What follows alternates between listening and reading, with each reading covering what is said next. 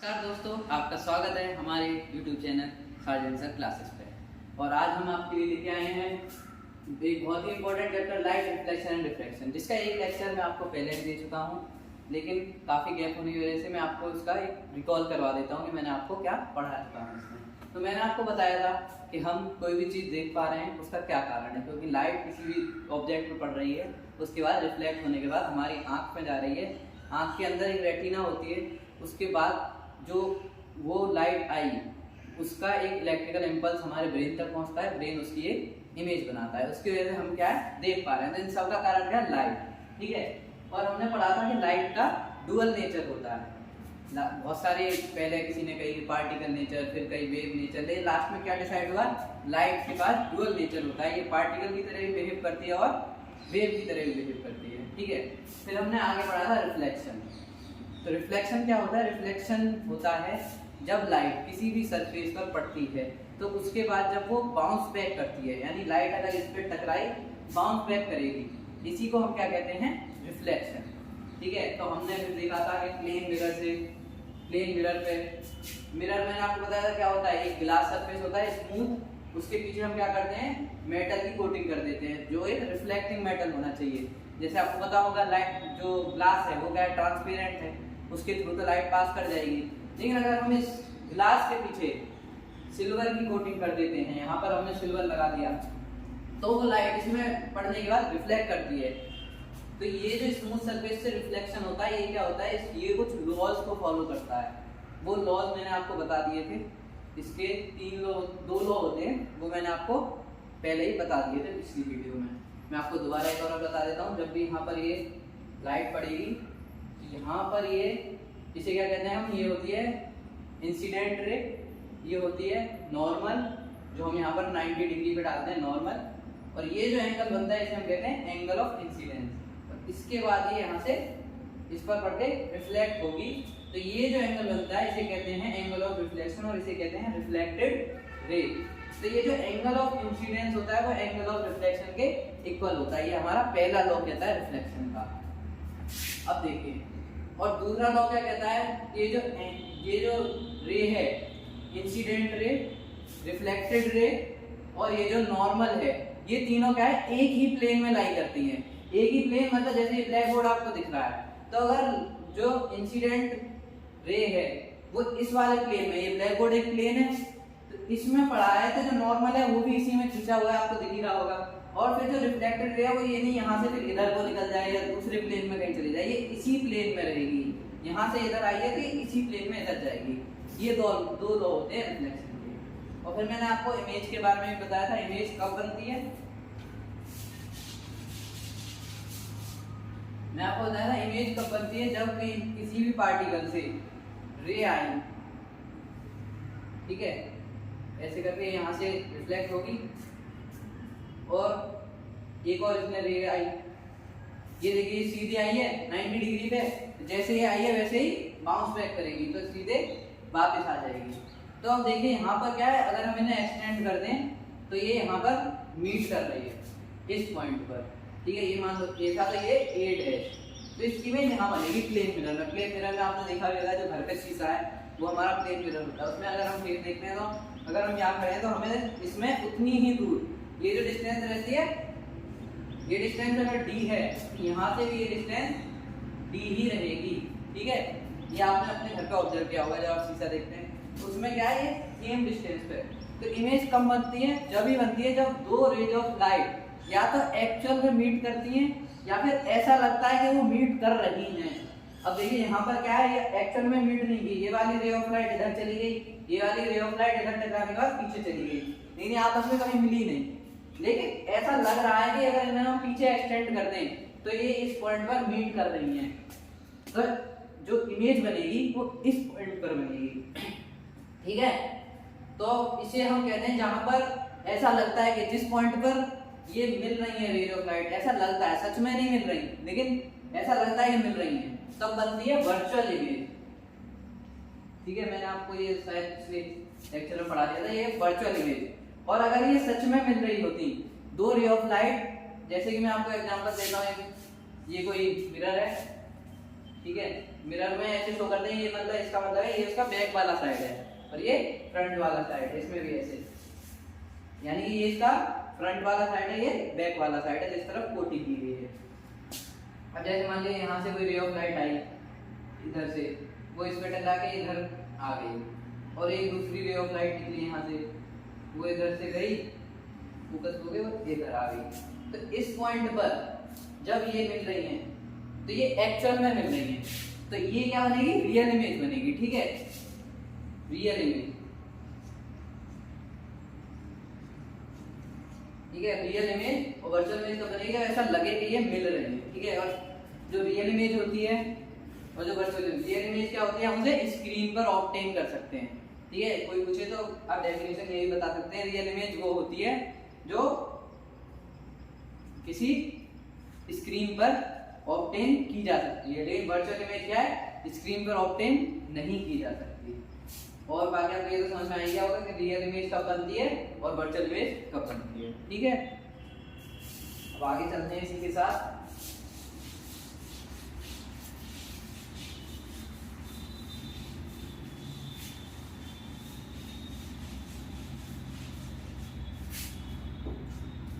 हमारा topic formation of image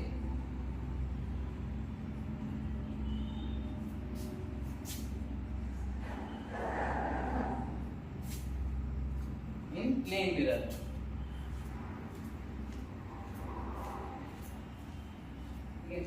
तो plane mirror में फॉर्मेशन ऑफ इमेज ये हमें पढ़ना है, तो आपको प्लेन मिरर पता ही ये होता है। इसके इमेज फॉर्मेशन वैसे मैंने आपको एक बार एग्जांपल देते हुए बता दी थी, एक बार मैं दोबारा अच्छे से एक्सप्लेन कर देता हूँ।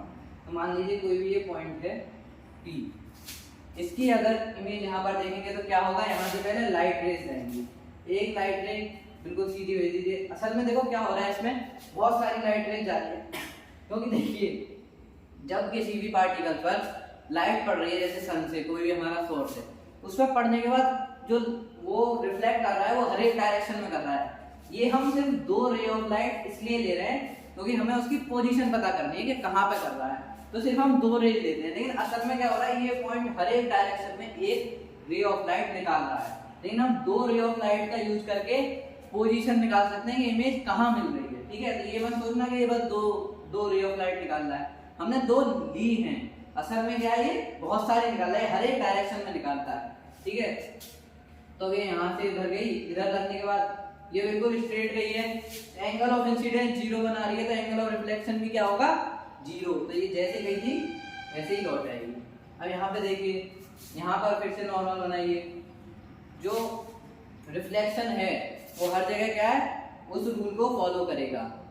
कौन से, जो हमने दो रूल पढ़े थे, एक angle of incidence equal to angle of reflection, और दूसरा ये तीनों एक ही प्लेन में होंगे।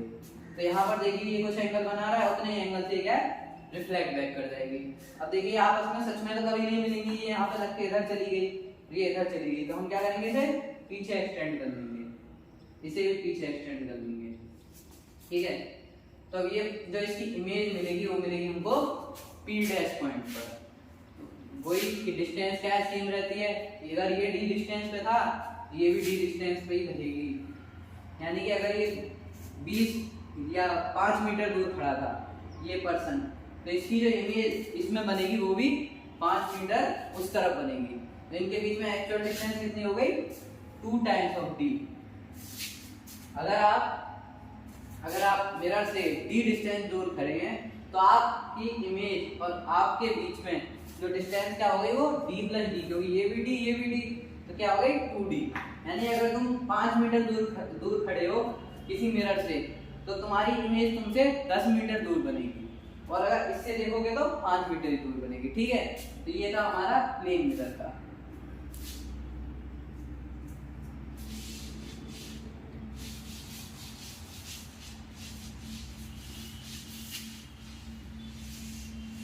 ठीक है, अब प्लेन मिरर के बाद आते हैं हमारे स्फेरिकल मिरर।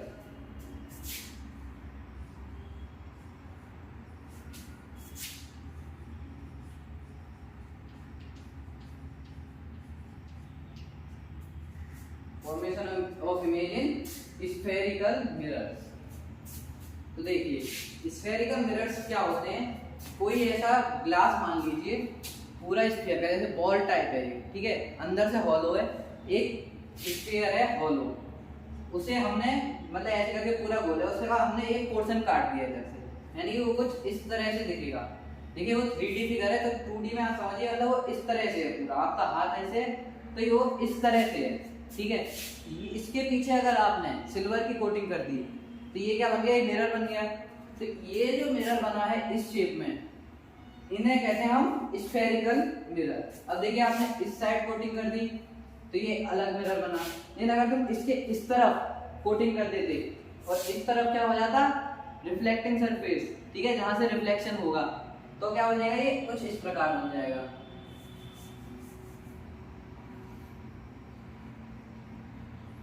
ठीक है, यानी जो रिफ्लेक्टिंग सरफेस है उसका ये है और इसका यहाँ पर है, ठीक है।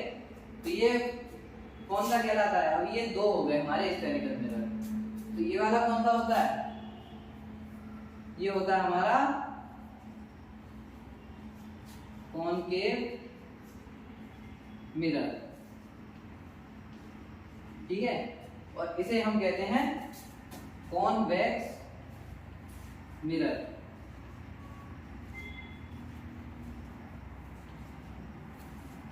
ठीक है, याद रखना, अगर इस वाले सरफेस को रिफ्लेक्टिंग रखते हैं तो इसे हम कहते हैं कॉनकेव मिरर, और अगर हम इस वाले सरफेस को रिफ्लेक्टिंग रखते हैं तो हम कहते हैं कॉन्वेक्स मिरर। ठीक है, तो यहाँ तक हमें ये बात हो गई हमारी स्फेरिकल मिरर्स की।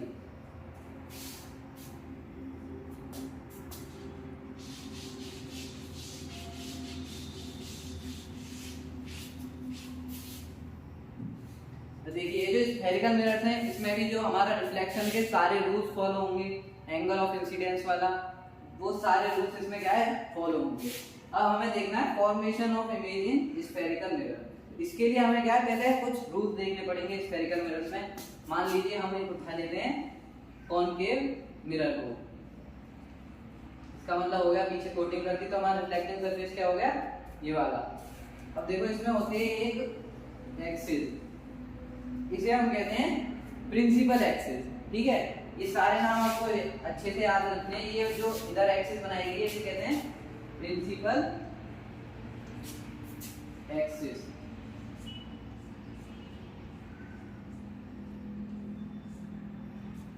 ठीक है, और ये वाला जो पॉइंट है इसे कहते हैं पोल।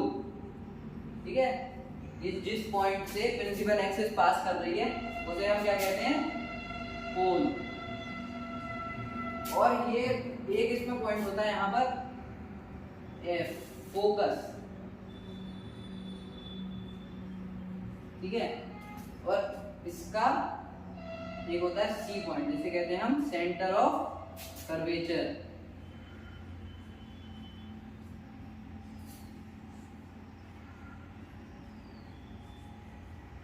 अब देखिए जैसे कि मैंने आपको बताया था कि स्फेरिकल मिरर कैसे बनता है, एक पूरी हॉलो स्फेरिकल बॉल का एक पार्ट काट के, तो ये जो सेंटर ऑफ कर्वेचर होता है ये वही होता है, ये होता है ये जो पूरा स्फीयर था ना जिसमें से हमने काट के इसे बनाया है, उसका जो सेंटर था, अगर हम इसे एक्सटेंड करके ये बना लें, इसका जो सेंटर था स्फीयर का, उसी को हम कहते हैं सेंटर ऑफ कर्वेचर। इसी को हम कहते हैं सेंटर ऑफ कर्वेचर। और जो सेंटर ऑफ कर्वेचर होता है उसी के आधे डिस्टेंस पर क्या होता है हमारा, फोकस। ठीक है, और ये जो लेंथ होती है पोल और फोकस के बीच में, इसे हम कहते हैं फोकल लेंथ। ठीक है, फोकल लेंथ। और ये हो गया सेंटर कर्वेचर, और ये अगर एफ होती है, ठीक है, ये अगर डिस्टेंस एफ है तो हमारी सेंटर ऑफ कर्वेचर की पोल से डिस्टेंस कितनी होगी, 2 टाइम्स ऑफ एफ। ठीक है, यानी ये एफ तो ये हो जाती है हमारी 2f। ठीक है, ये हमारा हो गया focus, centre of curvature, focal length और पोल। और एक बात और, ये जो मिरर है इसकी ये वाली जो होती है इसे हम कहते हैं अपर्चर। ठीक है, ये डिस्टेंस, ये आपके अभी इसमें कुछ ज्यादा कंजेस्टेड हो गया है बाकी चीजों को मिटा के मैं इसे करता हूँ अभी।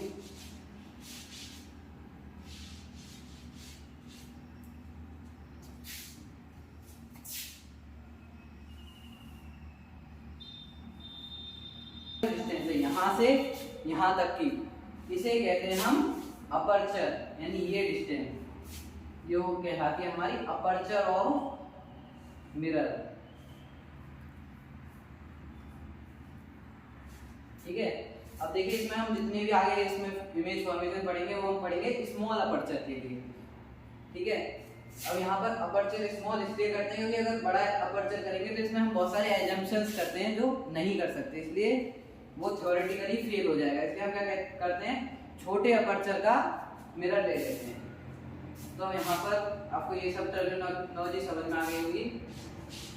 फोकस क्या होता है, सेंटर ऑफ कर्वेचर क्या होता है, ये सब आपको पता होना चाहिए। अब देखिए रूल क्या है।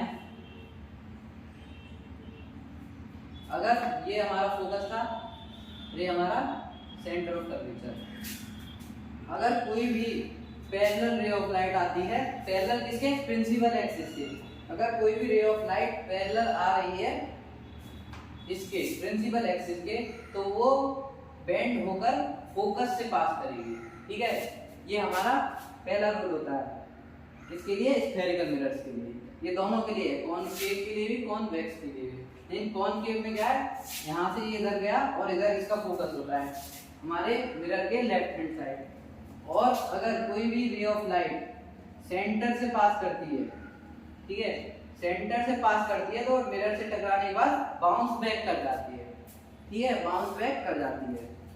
और एक और होता है हमारा कि अगर कोई भी रे ऑफ लाइट फोकस से होके जाती है, ठीक है, फोकस से होके जाती है तो वो यहाँ से पैरेलल हो जाती है प्रिंसिपल एक्सिस के, यानी कि अगर पैरेलल गई तो फोकस से होके गुजर गई, और अगर फोकस से होके गई तो पैरेलल हो गई। और अगर सेंटर ऑफ कर्वेचर से पास होके जाती है तो वहीं की वहीं रिबाउंड हो जाती है। ठीक है, जिस पाथ से आई थी उसी पाथ पे लौट जाती है। और जो हमारे रिफ्लेक्शन के लॉ है वो हर जगह वैलिड है। कोई भी अगर तुम किसी भी इधर पे डालोगे, मानो यहाँ डाला, उस पे नॉर्मल खींची, तो यहाँ पर अगर एंगल ऑफ इंसिडेंस आई बन रहा है तो ये आर बने, ये जो आर होगा वो आई के इक्वल होगा। ये हर जगह वैलिड है हमारा रिफ्लेक्शन वाला। और ये तीन हम नए जो रूल बताए मैंने, ये हैं स्फेरिकल मिरर्स के लिए। ये याद रखना, पहला, अगर कोई भी प्रिंसिपल एक्सिस के पैरेलल कोई भी रे ऑफ लाइट जाती है तो फोकस से पास करेगी, कोई भी रे ऑफ लाइट फोकस से पास करती है तो वो पैरेलल हो जाएगी प्रिंसिपल एक्सिस के, और कोई भी रे ऑफ लाइट अगर सेंटर ऑफ कर्वेचर से पास करती है तो वो मिरर से टकराने के बाद वापस सेंटर ऑफ कर्वेचर से ही पास करेगी। ठीक है, अब हम आ जाते हैं सीधे फॉर्मेशन ऑफ इमेजेस में।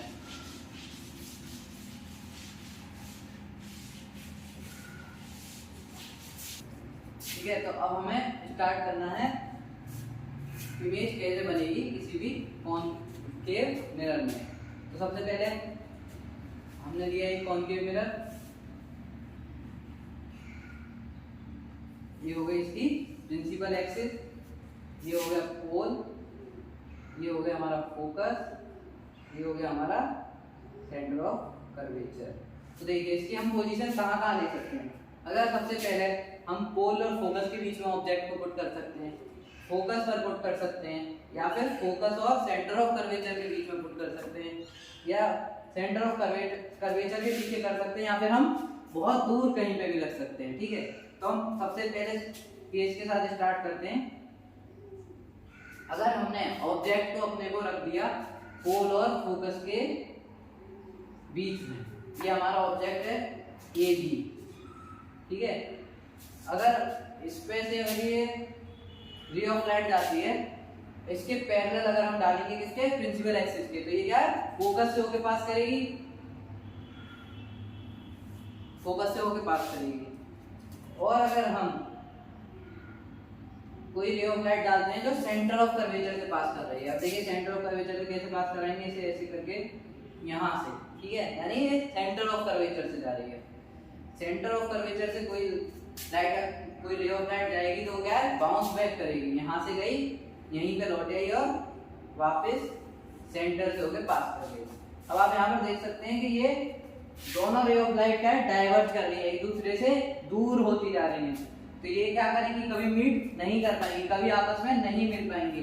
तो हम क्या करेंगे, इन्हें पीछे एक्सटेंड कर देंगे। पीछे एक्सटेंड करने पे क्या होगा, ये आपस में मीट कर देंगी। अब मैंने आपको बताया था कि अभी आपस में एक्चुअली मीट नहीं कर रही हैं, लेकिन ऐसा लग रहा है कि अगर हम इन्हें पीछे करें तो ये यहाँ पर आके इस पॉइंट पर मिल जाएंगी। तो ये इमेज कैसी बनेगी हमारी, वर्चुअल इमेज। ये बना इसका पॉइंट A डैश और ये B डैश, यानी ये इमेज है। अब देखो वर्चुअल को कैसे दिखाते हैं, वर्चुअल को दिखाते हैं डैश्ड लाइन से। जो एक्चुअल लाइन जा रही हैं ये क्या है, हमारी एक्चुअल रे ऑफ लाइट है। तो ये जो हमने डैश्ड लाइन से दिखाई है, डैश डैश करके ये दिख रही होंगी आपको, ये क्या है, हमारी वर्चुअल है। रियल में वहां जा नहीं रही, हम इसे ऐसा मान रहे हैं कि आगे जाके इधर मिल जाएंगे। तो ये क्या बनेगी, हमारी वर्चुअल इमेज। अब देखिए, और ये क्या बनी, इसके राइट हैंड साइड बनी, मिरर के पीछे बनी। अब देखिए मिरर का हमारा फ्रंट साइड तो ये था, इसके पीछे इमेज बन रही है हमारी। तो हम क्या कहेंगे, अगर हमसे पूछी जाएगी इसके क्या कैरेक्टरिस्टिक्स हैं, कैरेक्टरिस्टिक्स या प्रॉपर्टी कह लीजिए, प्रॉपर्टी क्या है हमारी इमेज की इस वाले केस में। ये देखिए हमारे 6 केस बनेंगे। तो ये हमारा है केस फर्स्ट। केस फर्स्ट क्या है हमारा, when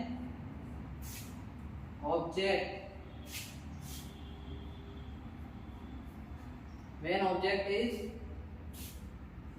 between pole and focus. ठीक है, तो इसकी प्रॉपर्टी पहली क्या है हमारी, image formed behind the mirror.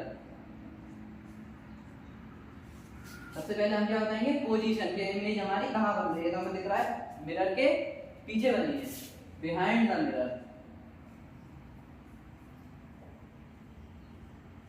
ठीक है, और सेकंड हमारी क्या बनी है इसमें, ये एक वर्चुअल इमेज बनी है, वर्चुअल एंड इरेक्ट।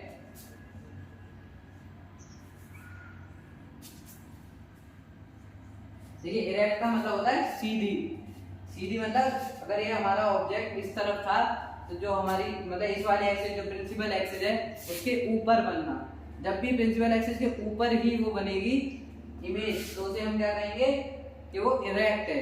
यानी अगर बी नीचे था ए ऊपर है, ये ऐसे करके है तो इसकी इमेज भी ऐसे बनी है। अगर ये इमेज ऐसे पलट के नीचे की तरफ ऐसे बन जाती तो हम उसे क्या कहते हैं, इन्वर्टेड, यानी हो गया पलट गई। इरेक्ट मतलब जैसी थी सीधी वैसी ही सीधी रही है। ठीक है, और तीसरी चीज ये इस वाली इमेज से बड़ी बनी है, मैग्नीफाइड बनी है। तुम्हें पता होगा प्लेन मिरर में क्या होता है, साइज सेम रहता है ऑब्जेक्ट का, लेकिन जो स्फेरिकल मिरर्स हैं वो ऑब्जेक्ट के साइज को बदल देते हैं, छोटा भी कर सकते हैं, बड़ा भी कर सकते हैं और सेम साइज भी रह सकता है। तो इस वाले केस में क्या हुआ, हमारी इमेज क्या है, मैग्नीफाइड बनी है, बड़ी बनी है, मैग्नीफाइड। ठीक है, ये हमारा फर्स्ट केस है। आप इसे पॉज करके स्क्रीनशॉट लेके इसे नोट कर लेना। ठीक है, तो ये हमारा केस फर्स्ट कंप्लीट हो चुका है स्फेरिकल मिरर्स के बारे में। और प्लेन मिरर में आपको अंदर समझ में आ गया होगा, प्लेन मिरर में क्या होता है कि साइज सेम रहता है, वर्चुअल इमेज हमेशा बनती है। इसमें क्या है, साइज बदल सकता है और इमेज रियल और भी बन सकती है, वर्चुअल भी बन सकती है। हमने पहला केस देख लिया, उसकी ये प्रॉपर्टी है। मैं आशा करता हूँ आपको ये पहला केस समझ में आया होगा। बाकी के आगे के जो केसेस हैं मैं आपको अगली वीडियोज में बताऊंगा। आपको अगर कोई भी डाउट या कोई भी चीज़ समझ ना आई हो, आप मेरे को कमेंट सेक्शन में बता सकते हैं, कोई सजेशन भी दे सकते हैं कि आपको कोई बदलाव करना हो, हम उस पर जरूर काम करेंगे, आप करेंगे। आप आगे भी हमारे साथ बने रहिए हमारे क्लासेस, सार्जेंट सर क्लासेस में। धन्यवाद।